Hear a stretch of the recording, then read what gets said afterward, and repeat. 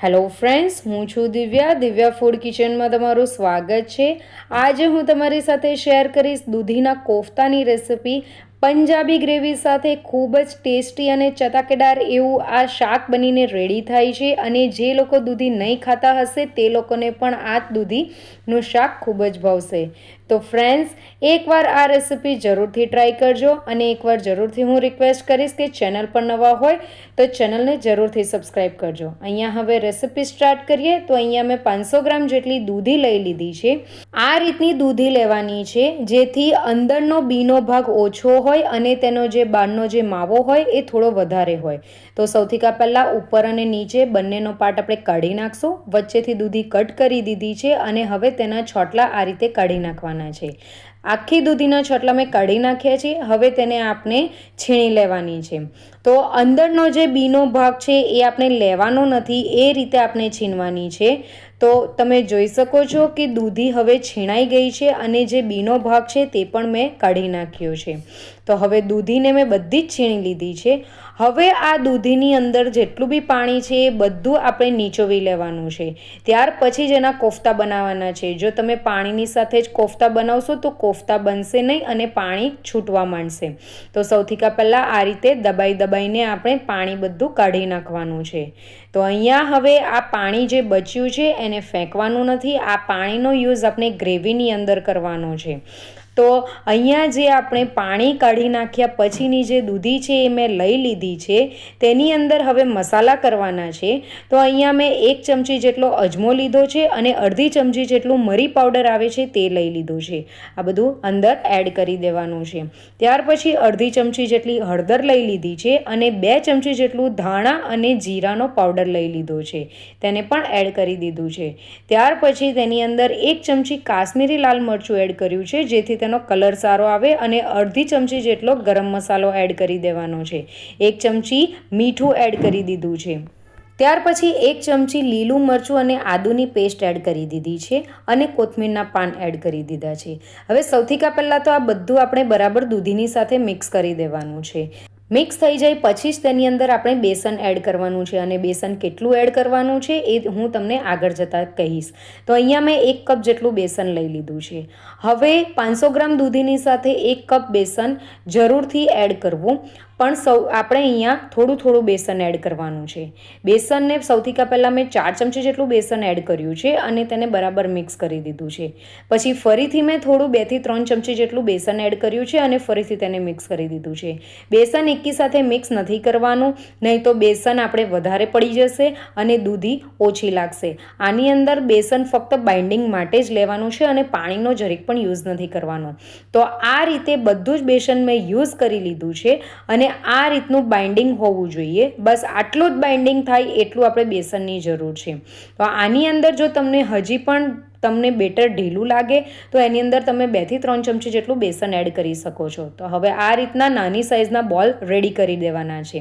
તો હવે તેને આપણે તળવાનું છે। તો અહીંયા મેં તેલ ગરમ કરવા મૂકી દીધું હતું, તેની અંદર જેટલા બી આપણે કોફતા બનાવીને રેડી કર્યા છે બધા જ કોફતા આની અંદર તમારી પેણીમાં આવે એટલા એડ કરી દેવાના છે। સ્ટાર્ટિંગમાં હલાવવાની ઉતાવળ કરવાની નથી અને લો ફ્લેમ પર જ એને તળવાના છે અને ગોલ્ડન બ્રાઉન કલર થાય ત્યાર સુધી તેને તળી લેવાના છે। તો અહીંયા હવે આપણો ગોલ્ડન બ્રાઉન કલર આવી ગયો છે, તો હું એને લઈ લઉં છું। તો આ રીતનો કલર આવે એટલે આપણે બધા જ કોફતા કાઢી નાખવાના છે। તે જ રીતે બાકીના કોફતાને પણ આપણે તળી લેવાના છે। અહીંયા મેં બધા જ કોફતા તળીને રેડી કરી દીધા છે। એક કોફતું હું તમને તોડીને બતાવું છું, તમે જોઈ શકો છો ખૂબ જ સોફ્ટ છે અને મોઢામાં મૂકતા જ ઓગળી જાય તેવું આપણું કોફતું બનીને રેડી થયું છે। તો હવે ગ્રેવી માટે અહીંયા મેં 2 મીડિયમ સાઇઝ જેટલા કાંદાને રફલી ચોપ કરી દીધા છે અને 3 ટામેટાને પણ એ જ રીતે મેં સમારી દીધા છે। તો સૌથી પહેલાં કાંદાને મિક્સર જારની અંદર લઈ લેવાના છે અને તેને પલ્સ મોડ પર ગ્રાઇન્ડ કરી દેવાના છે। આ રીતે અધકચરા ગ્રાઇન્ડ કરવાના છે, તેની એકદમ પેસ્ટ નથી બનાવવાની। તો આ રીતનું ગ્રાઇન્ડ થઈ જાય એટલે તેને લઈ લેવાનું છે। હવે એ જ મિક્સર જારની અંદર ટામેટાં એડ કરી દેવાના છે અને ટામેટાની સાથે લીલા મરચાં એડ કરવાના છે અને આદું એડ કરવાનું છે અને આની સ્મૂથ પેસ્ટ બનાવીને રેડી કરી દેવાની છે। આ રીતની સ્મૂથ પેસ્ટ પેસ્ટ રેડી કરી દેવાની છે. કાંદાની સ્મૂથ પેસ્ટ આ રીતની નથી કરવાની, એને અધકચરી જ રાખવાની છે, એનું ધ્યાન રાખજો. જેથી આપણે ગ્રેવી બનાવીએ ત્યારે ગ્રેવીની અંદર કાંદાનો ટેસ્ટ સારો આવે છે. તો હવે એને સાઈડ પર મૂકીએ. હવે એક પેણીની અંદર 3 ટેબલસ્પૂન જેટલું તેલ એડ કરી દીધું છે. દૂધીના કોફતા જ્યારે બનાવીએ છીએ ત્યારે તેલનો ભાગ થોડોક બહાર પડતો હોય છે, એટલે મેં થોડું તેલ વધારે એડ કર્યું છે. તમે તમારી રીતે ઓછું પણ એડ કરી શકો છો. હવે અહીંયા આખા મસાલાને એડ કરી દેવાના છે. તેજપત્તા, તજ, આખા લાલ મરચાં અને મરી અને એલચીને એડ કરી દીધી છે. હવે એ બરાબર તતરી જાય એટલે તેની અંદર અડધી ચમચી હિંગ અને 1 ચમચી અહીંયા જીરું એડ કરી દેવાનું છે અને તેને પણ બરાબર તતરાવી દેવાનું છે. જ્યારે એ બરાબર તતરી જાય એટલે તેની અંદર આપણે જે ગ્રેટ કરેલા કાંદા છે તે એડ કરી દેવાના છે અને તેને બરાબર મિક્સ કરી દેવાનું છે અને તેને સાંતળી લેવાનું છે અને તેને ત્યાર સુધી સાંતળવાનું છે જ્યાર સુધી તેનો કલર ગોલ્ડન બ્રાઉન નહીં થઈ જાય. કાંદા બરાબર સતળાયેલા હશે તો ગ્રેવીનો ટેસ્ટ પણ ખૂબ જ સારો એવો આવશે.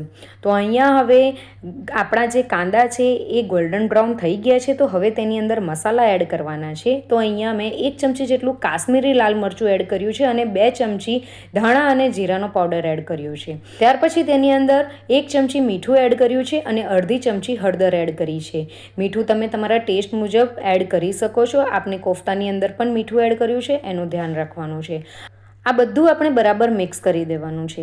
હવે અહીંયા આપણા મસાલા નહીં બળે એટલે તેની અંદર મેં 1/4 કપ જેટલું પાણી એડ કર્યું છે અને તેને પણ આપણે બરાબર મિક્સ કરી દેવાનું છે. હવે આની અંદર એક સિક્રેટ ઇન્ગ્રીડિયન્ટ્સ એડ કરવાનું છે, જે છે બેસન. હા ફ્રેન્ડ્સ, અહીંયા 1 ચમચી બેસન એડ કરવાનું છે. બેસનથી આપણી ગ્રેવીની અંદર થિકનેસ આવશે અને ગ્રેવીનો ટેસ્ટ પણ ખૂબ જ સારો એવો આવશે. જે આપણે ધાબા પર ખાઈએ છીએ, રેસ્ટોરન્ટમાં ખાઈએ છીએ, એવો જ એનો ટેસ્ટ આવશે. બધું બરાબર મિક્સ કરી લેવાનું છે. જેમ જેમ બેસન શેકાતું જશે તેમ તેમ એ ફૂલતું જશે અને સાઈડ પરથી તેલ છૂટું પડવા માંડશે. તેલ છૂટું પડી જાય એટલે તેની અંદર આપણે જે ટામેટોની જે પ્યુરી કરી હતી તે એડ કરી દેવાની છે અને તેને બરાબર મિક્સ કરી દેવાનું છે અને તેને ત્યાર સુધી આપણે કૂક કરવાનું છે જ્યાર સુધી તેમાંથી તેલ છૂટું નહીં પડી જાય. તો અહીંયા હું ઢક્કન ઢાંકીને તેને કૂક કરીશ. તો ઢક્કન ખોલ્યા પછી તમે જોઈ શકો છો કે ગ્રેવી આપણી બરાબર થઈ ગઈ છે અને સાઈડ પરથી તેલ પણ છૂટું પડવા માંડ્યું છે. તો એકવાર આપણે એને બરાબર હલાવી લેશું. આ રીતનું તેલ છૂટું પડી જાય એટલે આની અંદર બાકીના મસાલા એડ કરવાના છે. તો અહીંયા 1 ચમચી કસૂરી મેથી એડ કરી છે અને અડધી ચમચી ગરમ મસાલો એડ કર્યો છે. ત્યાર પછી આ બધાને પણ આપણે બરાબર મિક્સ કરી દેવાનું છે. ફ્રેન્ડ્સ, અહીંયા હું તમને એક વસ્તુ કહેવા માંગુ છું કે આની અંદર મેં અત્યારે પાણી એડ કર્યું છે પણ એ ક્લિપ મારાથી ડિલીટ થઈ ગઈ છે. અત્યારે આની ઉપર 2 કપ જેટલું પાણી એડ કરવાનું છે. એમાંથી 1 કપ પાણી જે આપણે દૂધીનું પાણી રાખ્યું હતું તે મેં એડ કર્યું છે, 1 કપ સાદું પાણી એડ કર્યું છે અને તેને ઉકળવા દેવાનું છે. ઉકળી જાય પછી તેની અંદર આ રીતના કોફતા એડ કરી દેવાના છે અને કોફતા એડ કર્યા પછી આપણે ઢક્કન ઢાંકીને એટલીસ્ટ 4 થી 5 મિનિટ સુધી એને કૂક થવા દેવાનું છે, જેથી આપણા જે કોફતા છે એ ગ્રેવીની સાથે મિક્સ થઈ જાય અને બધો જ ટેસ્ટ જે ગ્રેવીનો છે એ કોફતાની અંદર આવી જાય.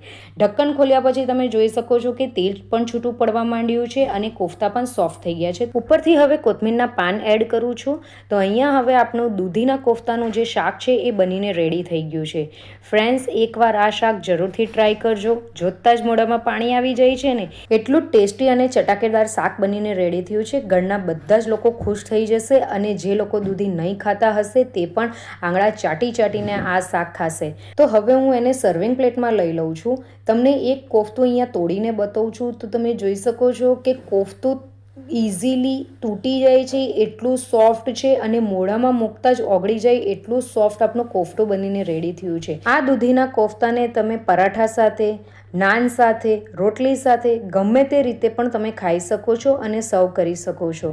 તો તમને આજની મારી ધાબા સ્ટાઇલ, રેસ્ટોરન્ટ સ્ટાઇલ એવી પંજાબી ગ્રેવી સાથે દૂધીના કોફતાની રેસિપી કેવી લાગી ફ્રેન્ડ્સ, એ જરૂરથી એકવાર મને કહેજો અને નેક્સ્ટ તમને કઈ રેસિપી જોવાની ગમશે એ પણ મને કમેન્ટ કરજો. તો ફ્રેન્ડ્સ, તમને મારી આજની રેસિપી ગમી હોય તો મારી રેસિપીને લાઇક, શેર અને કમેન્ટ કરજો અને તમારા ગ્રુપમાં પણ શેર કરજો અને મારી ચેનલને સબસ્ક્રાઈબ ન કરી હોય તો મારી ચેનલને જરૂરથી સબસ્ક્રાઈબ કરજો. Thank you for watching. Bye. Enjoy.